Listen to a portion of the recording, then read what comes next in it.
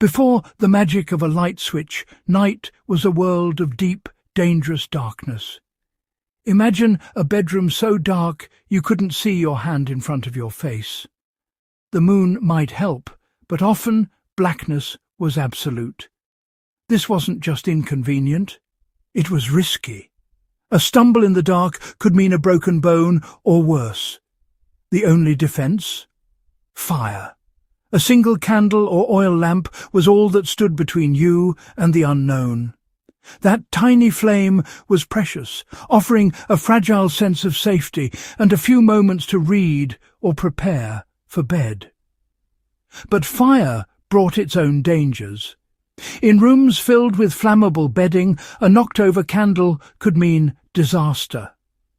Every night was a careful ritual. Place the candle far from anything that could burn, move cautiously, and finally snuff out the light before sleep. People lived with constant awareness. The very thing that kept them safe could also destroy everything. Going to bed meant surrendering to darkness. Trusting your preparations would see you safely to morning. The nightly dance with fire was a balance between necessity and peril. For most, the flame was snuffed out, and they surrendered to the dark, hoping for safety until dawn. Beds were tinderboxes, straw, feathers and linen, all ready to ignite.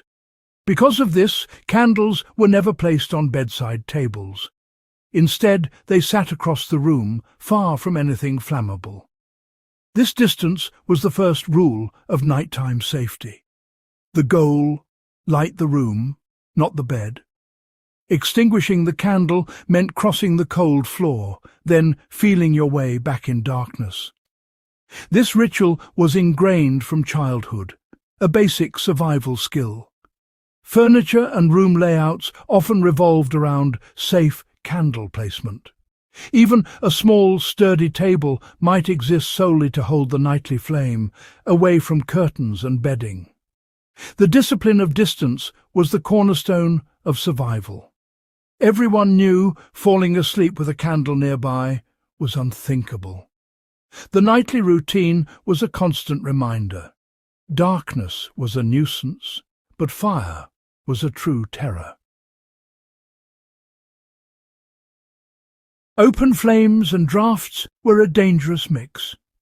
Old houses leaked cold air, making candlelight flicker and spit. Heavy curtains weren't just for privacy. They controlled airflow, protecting the flame and the sleeper. Four-poster beds with thick drapes created a cocoon, shielding against drafts and stabilizing the candle's light.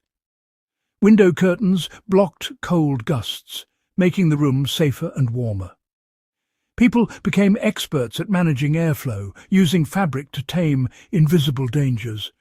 The room became a system. Window curtains blocked outside drafts, bed curtains created a safe zone, and the candle sat in the calmest spot. This layered defense kept the flame steady and the night less threatening. It was a clever, low-tech solution to a high-stakes problem. The art of environmental control was essential for safe, reliable light. With only a single flame, every ray of light mattered. People used white, linens, walls, nightgowns to reflect and amplify candlelight. White sheets and clothing turned the bed into a soft reflector, pushing back shadows and making the room feel brighter. Whitewashed walls bounced light into dark corners, making spaces safer and more cheerful. Even a nightgown helped. If you got up, the white fabric caught any available light, making you visible. This wasn't just about fashion, it was practical, passive lighting technology. The strategic use of white made one candle do the work of two. Simple, economical and effective. Sometimes the oldest solutions are the smartest. In a world of darkness, every detail counted. The oil lamp changed everything. With a glass chimney and a round wick, it was brighter and safer than a candle. One lamp could outshine a handful of candles, filling rooms with steady, powerful light. Reading, sewing, and socializing after dark became possible and comfortable. But oil lamps brought new risks. More fuel meant more danger if spilled or knocked over. Daily maintenance was essential, trimming wicks, refilling oil, and cleaning chimneys. The lamp still had to be kept away from beds and curtains, but its light transformed the night. The rituals of light management grew more complex, but the payoff was huge. Families could gather, work, and play long after sunset. The fear of darkness faded, replaced by a sense of control. The oil lamp bridged the ancient world of fire and the modern world of effortless light. It demanded respect, but it offered a transformative glow that reshaped life after dark. The electric light bulb was a revolution. Suddenly, light was safe, clean, and limitless, just a switch away. Centuries-old rituals vanished overnight. No more trimming wicks, no more fear of fire. The constant vigilance of the past disappeared. You could put a lamp anywhere, even fall asleep with it on.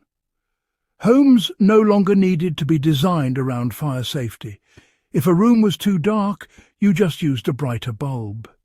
The discipline of darkness was forgotten. Darkness itself was no longer a threat. Fire risk from lighting was virtually eliminated, but a new vulnerability emerged: dependence on the power grid. The skills of managing flame and making the most of minimal light became obsolete. We traded hands-on awareness for passive consumption. The electric revolution brought safety and convenience, but disconnected us from a fundamental human experience. The nightly dance with fire was over, replaced by the sterile certainty of a switch. Our ancestors' nightly survival rituals still hold lessons for today. Their core principle was situational awareness, knowing your environment and its hazards. We can apply this to modern homes. Keep heat sources away from flammable materials, just as they kept candles from beds. Use lighter colours and mirrors to amplify light and save energy. Think about how light moves in your space. Work smarter, not harder. Prepare for power outages. Know where your emergency lights are and practice navigating in the dark. These habits build resilience and confidence just as they did in the past. Walk through your home, spot hazards, and make an emergency plan. Try an evening with minimal lighting to reconnect with how light shapes your space. By honouring old wisdom, we make our modern lives safer, more resilient, and more mindful.